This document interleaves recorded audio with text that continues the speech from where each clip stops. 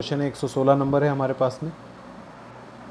दो सी ट्रेवलर्स हैं, वो सी पोर्ट से जा रहे हैं दो परपेंडिकुलर डायरेक्शन में। इसका मतलब परपेंडिकुलर कैसा बनेगा भैया?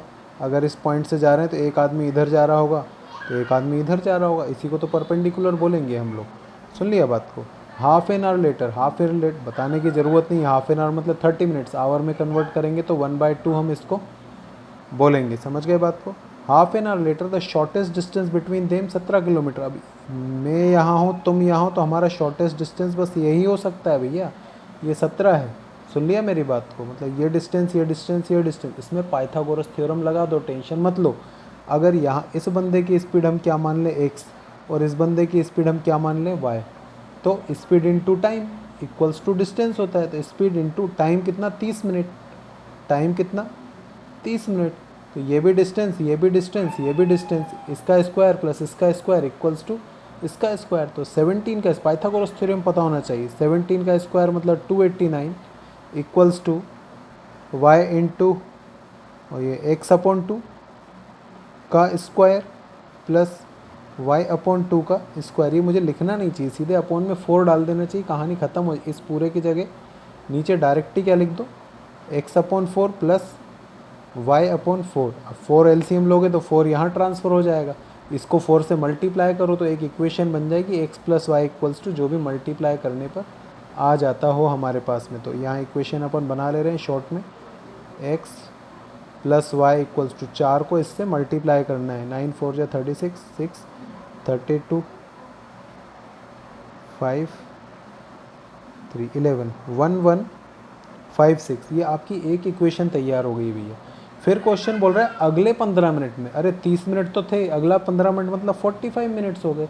तो अब मिनट्स 15 3 जा 15 4 जा, मतलब 3/4 टाइम में इन दोनों का जो डिस्टेंस है, जितना ये पोर्ट से दूर है ये उससे और 10.5 किलोमीटर ज़्यादा दूर है। मतलब इन दोनों का जो डिस्टेंस है वो 10.5 किलोमीटर हो जाएगा। तो अब क्या करें हम लोग?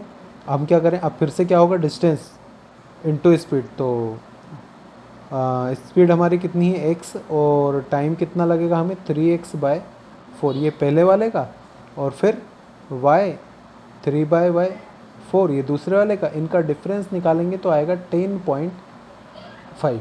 बस इतनी सी तो कहानी चल रही है, इससे ज़्यादा थोड़ी कुछ स्पेशल बात मैं आपको नहीं बता रहा हूँ। इनका 3/4 कॉमन ले लो। देखो मैं मल्टी करूँगा 3/4 निकल कर आएगा कॉमन। इससे अच्छा क्या करो, यहाँ इक्वेशन क्या बना लो, x minus y equals to 3/4 common लेंगे, इधर जाकर 4/3 हो जाएगा। तो इसको 4 से मल्टी 3 से डिवाइड कर दो। कहानी थोड़ी इजी करो तो ज़्यादा सही रहेगा। 42 अपॉन 3 को यहाँ लेकर आऊँ तो 3x minus 3y equals to 42। एक इक्वेशन ये बन गई है भैया, एक इक्वेशन ये बन गई है।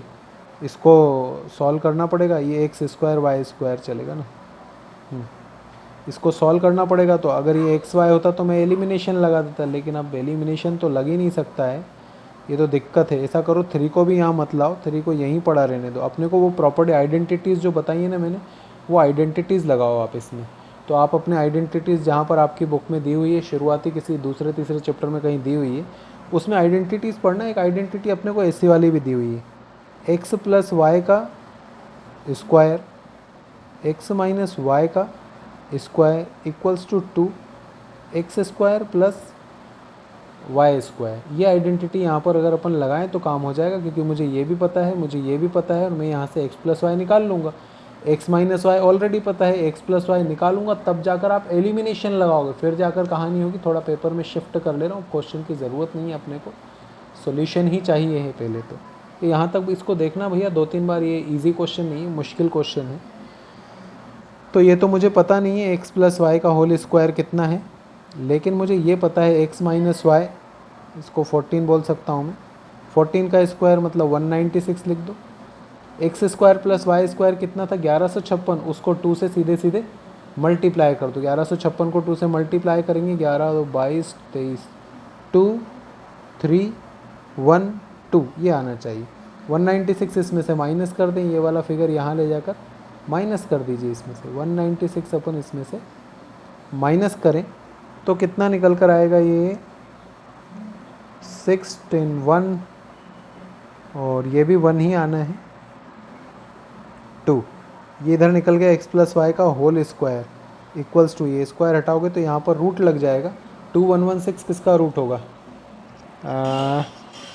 20 का, 30 का, 40 का, 50, 40 और 50 के बीच में पड़ेगा। 40 का 1600 होता है, 50 का 2500 होता है, उसके बीच में आ रहा है। पीछे 6 आ रहा है, तो 6 तभी आएगा जब या तो ये 44 का होगा या तो ये 46 का होगा। 45 का तो 20 कुछ होता है, ये 46 का हो सकता है, नहीं 46 का ही होगा भैया।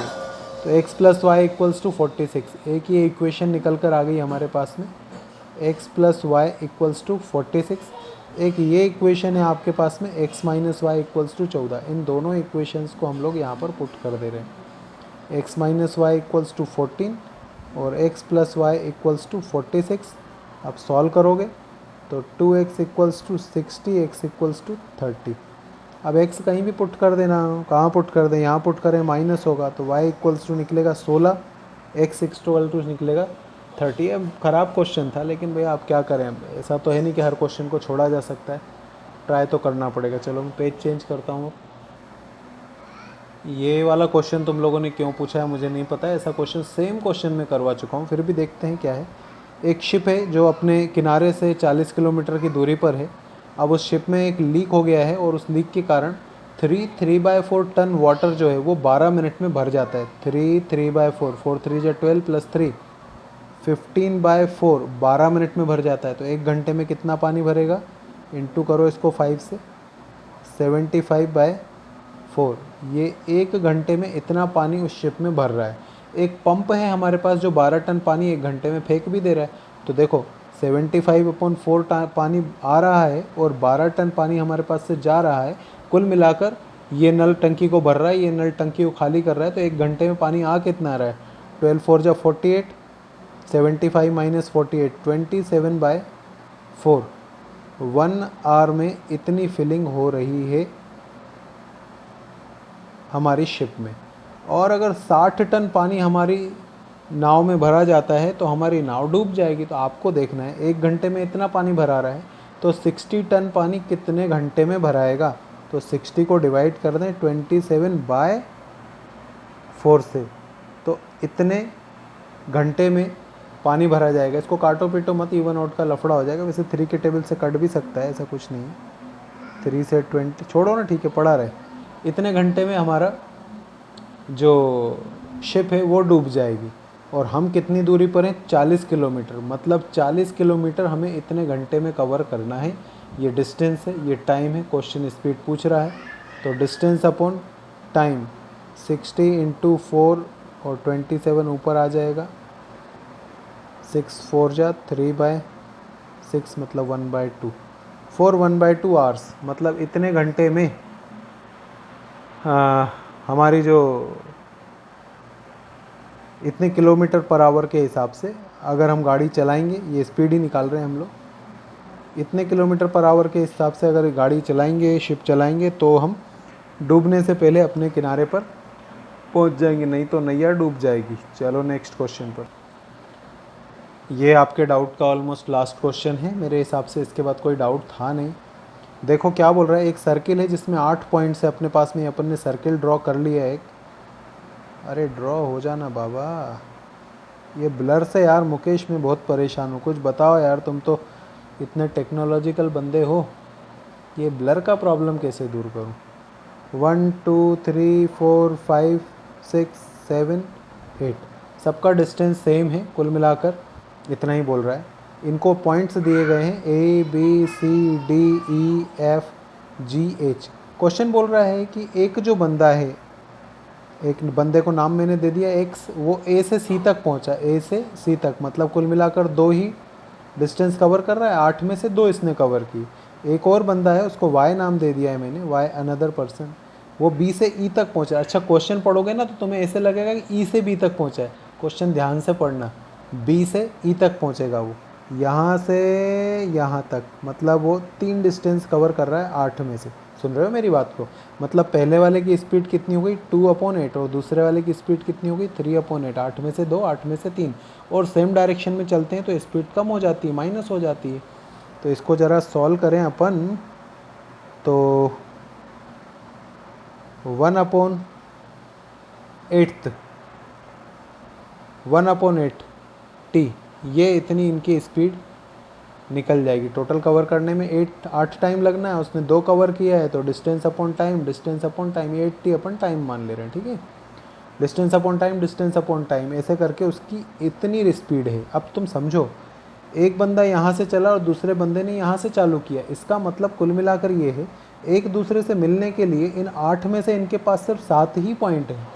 ये वाला तो सिर्फ ए ही चला ना, ये वो पॉइंट है। यहाँ से लेकर कौन है, यहाँ से ए भी रास्ते में है और बी भी रास्ते में है, तो कुल मिलाकर इनको डिस्टेंस कितना कवर करना है, 8 में से 7 पॉइंट इनकी कवर करनी, मतलब 7/8 क्या हो गया है इनका डिस्टेंस।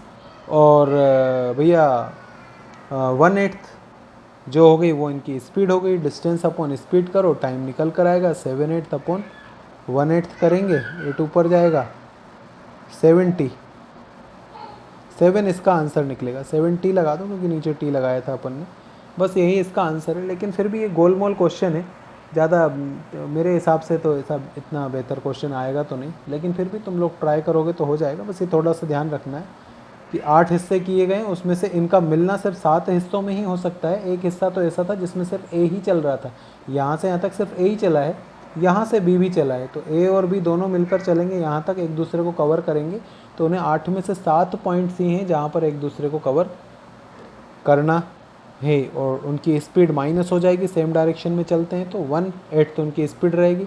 डिस्टेंस अपॉन स्पीड का फॉर्मूला लगा दिया है मैंने, 70 आपका आंसर निकलेगा। अब देखना समझ में नहीं आया तो फिर बात करेंगे अपन।